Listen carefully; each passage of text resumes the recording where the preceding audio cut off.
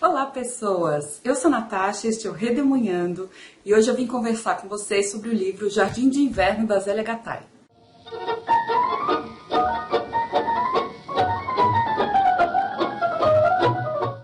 Este foi o segundo livro lido para do grande desafio do Culto Booktuber do mês de setembro.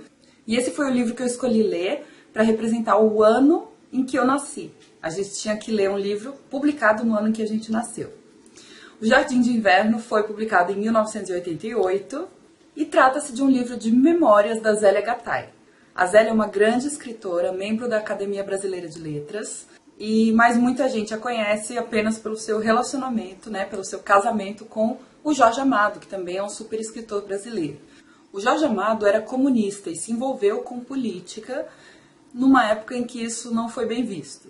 Ele fazia parte do Partido Comunista Brasileiro e em 1948 ele teve o seu mandato de deputado cassado e ele acaba indo se exilar na Europa.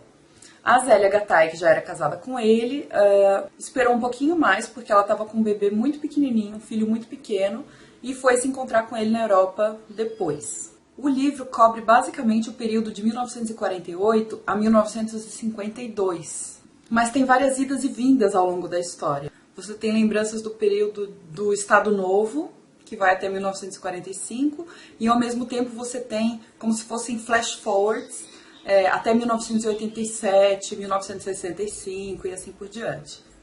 Então é um livro bem livre nesse sentido cronológico. Ele vai mais ou menos de 48 a 52, mas vai e volta também. Basicamente os dois, a Zélia e o Jorge Amado, vão morar num castelo de escritores, lá na Tchecoslováquia, na época em que a Tchecoslováquia se considera socialista. 1948 já é depois da Segunda Guerra Mundial, então já se enquadra no período de Guerra Fria. Você tem uma polarização muito grande dos pensamentos entre socialismo e capitalismo. Então, basicamente, o livro vai fazer uma rememoração dos eventos que aconteceram enquanto eles estavam na Tchecoslováquia, das viagens que eles fizeram ao longo desse período por toda a Europa, inclusive para a Ásia também, e os prêmios que o Jorge Amado ganha ao longo desse período, tudo. Então, só lembrando que essas memórias são relembradas bem posteriormente, na década de 1980, então são memórias antigas, a gente sabe que as memórias são um pouco enganadoras, mas ela narra de um jeito muito interessante, super saboroso. Eu achei o texto dela saboroso.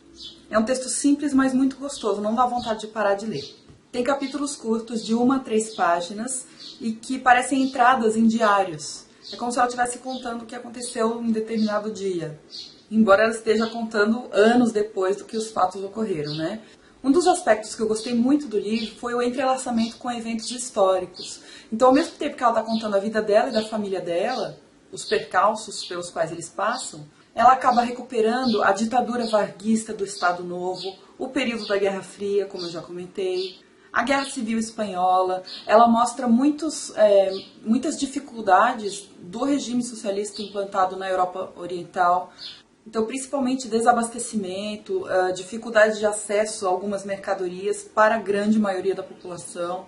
E ela discute também questões de arte, de censura e de falta de liberdade, que muitos desses governos também aplicaram. Então é um livro muito gostoso. Ela narra alguns episódios inusitados, como, por exemplo, passeios de bicicleta que ela fazia com o Jorge Amado e com o João, que é o filho dela. Aliás, o João é mó figura. Ele tem umas tiradas muito engraçadas. As dificuldades que ela tem com a língua na Tchecoslováquia, depois na Rússia, depois na China. A gravidez da filha Paloma. Ela conta da viagem que eles fizeram de trem na Transiberiana. Enfim, um monte de coisas super legais, assim, episódios mesmo. Torna um livro leve. Os personagens são muito legais. Os personagens são as pessoas, das quais ela se lembra, mas se tornam personagens mesmo, pelas suas peculiaridades. Então a gente tem, por exemplo, uma senhora, já idosa, que era a lavadeira da princesa no castelo onde eles estão hospedados. E ela é super saudosista desse período da princesa, ela conta casos da princesa. A gente tem um limpador de chaminés que é super hábil. O Pablo Neruda aparece muito, parece que o Neruda, o Jorge Amado, a Zélia eram super amigos entre si. Então o Neruda como uma pessoa bem-humorada, sabe? Não o poeta inatingível. A gente tem costureiros, professores e muitas figuras da literatura brasileira que aparecem de vez em quando aqui. Me lembrou um pouco o livro da Patti Smith, Só Garotos, em que ela está contando as memórias dela e de repente aparece lá um Jimi Hendrix, sabe, do nada, tranquilo, como se nada tivesse acontecendo. Aqui acontece isso também, aparece, sei lá, a Anita Prestes, que é a filha da Olga, ou aparece o Graciliano Ramos, aparece o João Cabral de Melo Neto, sabe? Aparece a Carolina Maria de Jesus, que é maravilhosa. Aliás, a passagem dela é bem curtinha, mas eu achei um pouco impressionante, assim. Não por ser forte, mas ela chega para se hospedar na casa do Jorge e da Zélia e ela leva uma sacola de limões do jardim dela, que é a única coisa que ela tem para dar. A Carolina de Jesus, ela foi autora do Quarto de Despejo, Diário de uma Favelada. Então não tinha dinheiro para comprar um presente para eles. Ela acabou levando um saco de limões aos quais ela tinha acesso, né? Então outra coisa que me chamou a atenção foi a visão bastante particular, é claro, e também bastante heróica que a Zélia tem do Jorge Amado. Ela descreve ele com muito carinho, com muita admiração o tempo todo.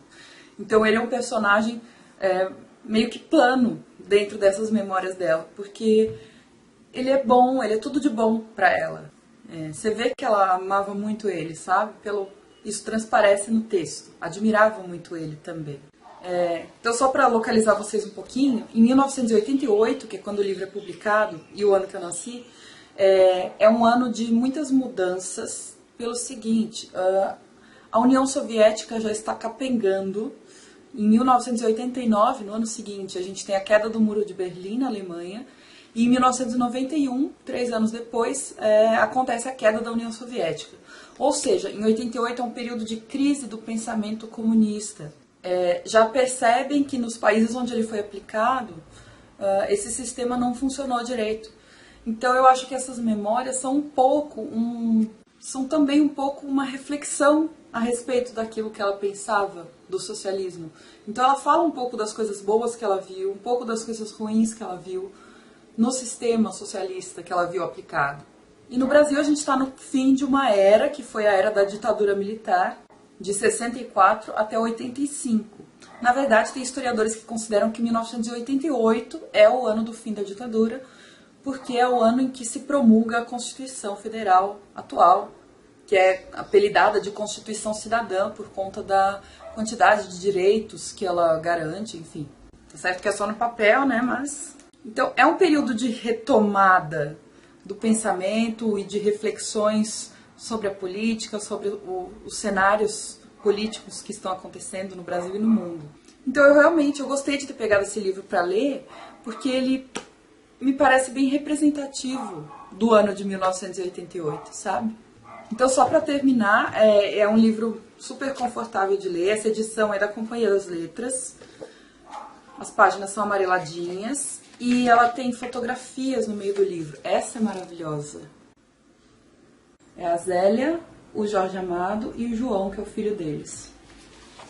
Enfim, tem algumas fotografias aqui no centro e dá até uma nostalgia olhar, sabe? Uma nostalgia que eu nem vivi, óbvio, né?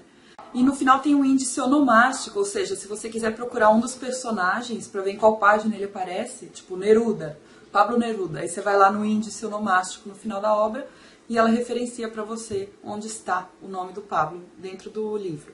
Então é um livro simples, o que não significa que seja um livro superficial, ao contrário. A gente sabe que o simples é muito difícil de ser feito, de ser bem feito, né?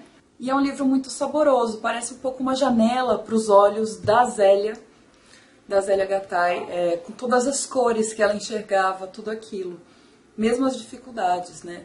Eu recomendo muito para quem ainda não leu a Zélia ou, sei lá, tem vontade de ler, gosta de memórias. Eu achei um livro bom, leve, interessante. Eu li também esse livro para maratona TBR em Cacos. Eu acabei encaixando ele na categoria de livro que quase ninguém fala a respeito. Então eu espero que vocês tenham conseguido conhecer um pouquinho melhor o livro Jardim de Inverno, da Zélia Gattai. E para o grande desafio do Culto Booktuber do mês de outubro, nós temos os temas de livro infantil. Para o livro infantil eu vou ler Pinóquio, do Carlo Collodi. Depois eu venho contar para vocês o que eu achei. E o outro desafio é um livro de capa roxa. E para esse eu escolhi esse livro que eu peguei emprestado e ainda não li, que é Criação Imperfeita, do Marcelo Gleiser. Tomara que os dois sejam bons, mas até agora esse grande desafio do Culto Booktuber só tá me trazendo livro bom. Se você não sabe o que é o grande desafio do Culto Booktuber, assista ao vídeo que eu fiz de apresentação do desafio, vou deixar linkado aí pra vocês. E nós temos também o grupo do Facebook, onde nós interagimos sobre as leituras e tal, tá bom? Deixa um like se você gostou do vídeo, a gente se vê no próximo, um beijo, tchau!